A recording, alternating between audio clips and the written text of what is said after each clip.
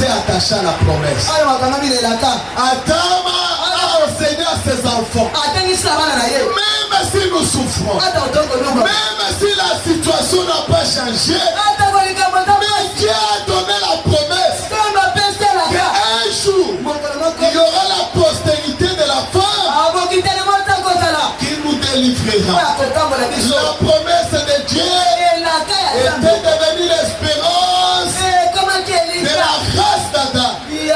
La promesse de Dieu était devenue la consolation.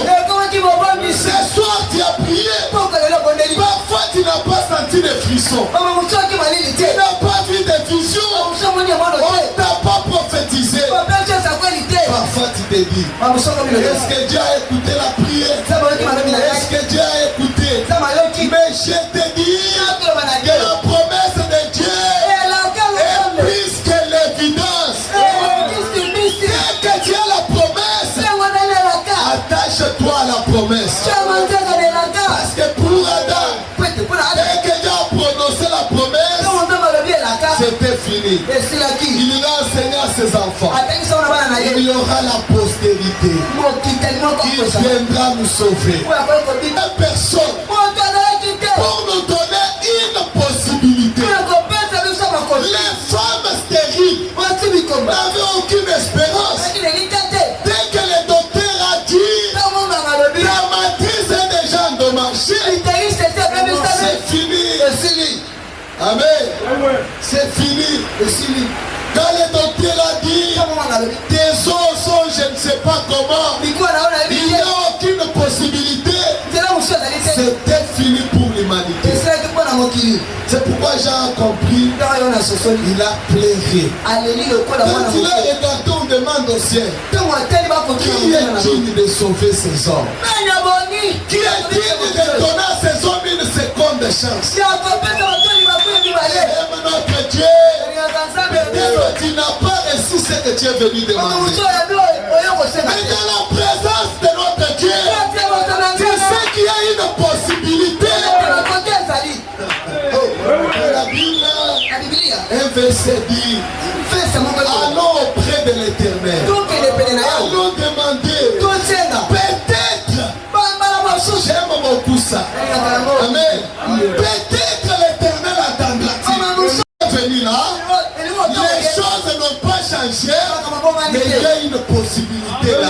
Maintenant, loin de Dieu, il n'y a pas cette possibilité là. Loin de Dieu, c'est la mort.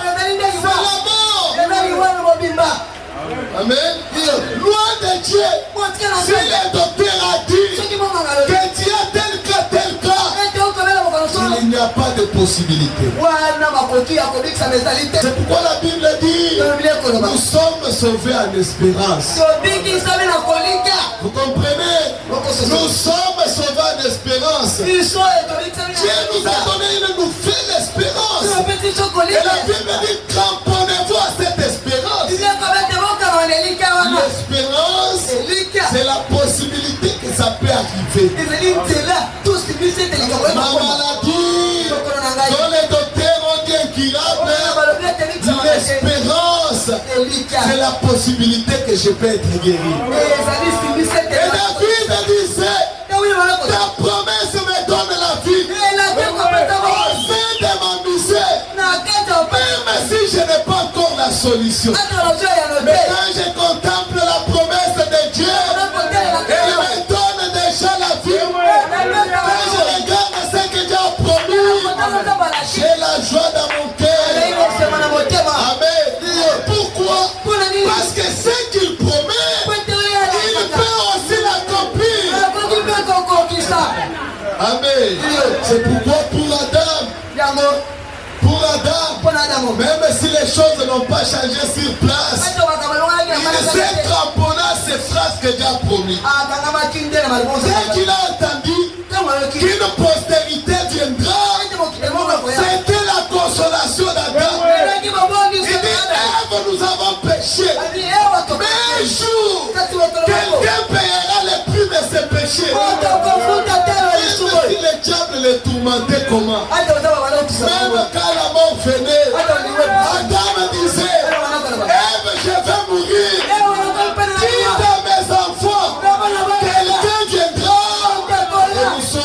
de là. Quand Israël est descendu en Égypte, avant d'aller en Égypte, leur père Abraham avait déjà reçu la promesse. Ta postérité descendra en Égypte. Après 400 ans, moi-même, je les délivrerai. Avant que Pharaon commence à faire le plan de retenir Israël en Égypte, la promesse était là. Amen. Avant que les sorciers décident de t'envoûter, la promesse était là. Avant que tu tombes malade, la promesse était là. Le peuple d'Israël en Égypte, quand on les flagellait, leur consolation était l'espérance de la promesse. Dieu a promis de nous délivrer. Toi qui as prié, je ne sais pas ce que tu as demandé à Dieu. Attache-toi à la promesse. Réjouis-toi à cause de la promesse.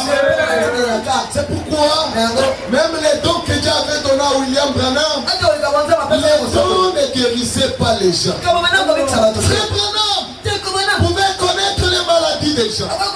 Il pouvait détecter les secrets cachés. Mais cela ne guérissait pas les gens. Une prophétie ne te guérit pas. Une vision ne te guérit pas. Mais par la vision, par les dons de Frère Branham, j'ai donné une promesse à la personne. Elle lui disait, ainsi dit le Seigneur, tu es guéri. La personne pouvait se sentir malade. La personne pouvait dire, je me sens toujours malade. Mais c'est lui qui avait la foi. Dès qu'il entendait, une femme est venue chercher Frère Branham. Il a dit, Frère Branham, tout ce que moi je vais entendre, c'est ainsi dit le Seigneur. Dès que l'ainsi dit le Seigneur est déjà prononcé, même si la maladie me pousse à la mort, tant que Dieu a parlé, je ne regarde plus aux circonstances. Vous connaissez l'histoire de ces deux femmes. Je ne sais pas, ils avaient l'ulcère gastrique. Donc ils avaient la plaie à l'estomac. C'est une maladie terrible. Quand tu as ça, tu ne peux pas manger.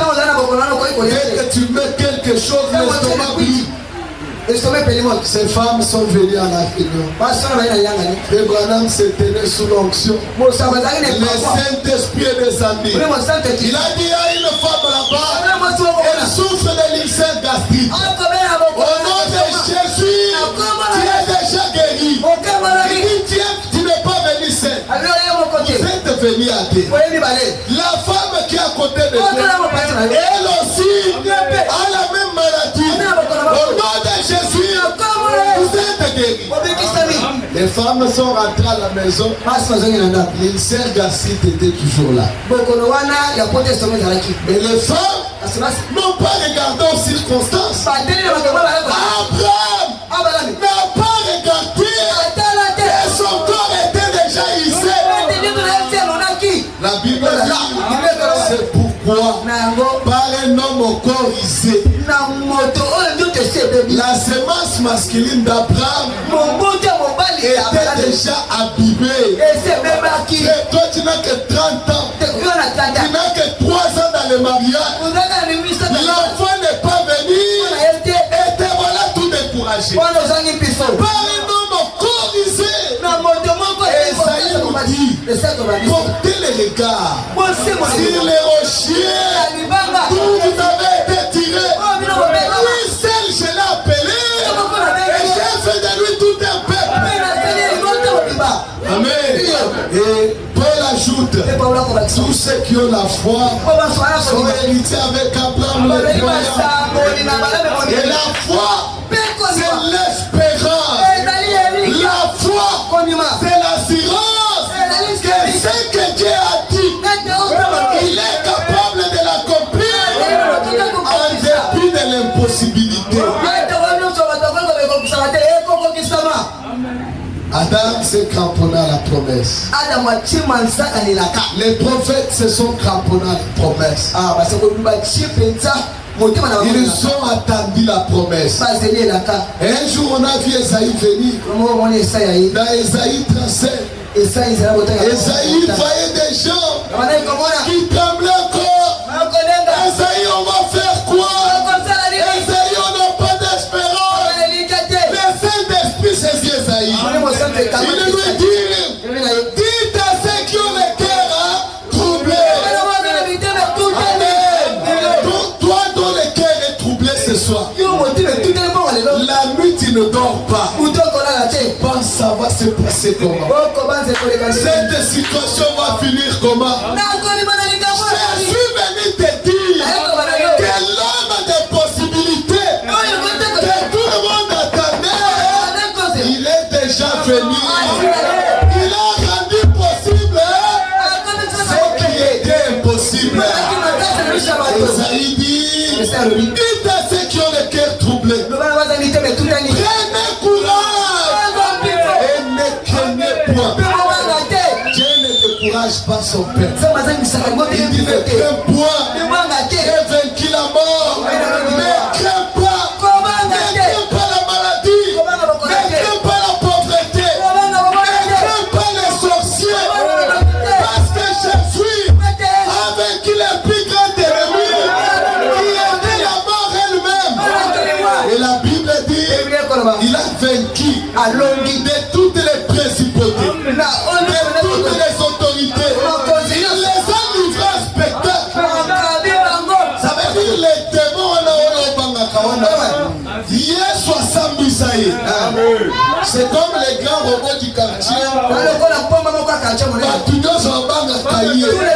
Tout le monde les craint. Un jour un petit vient, il les frappe. Les voyants là commencent à fuir. Les petits les frappent.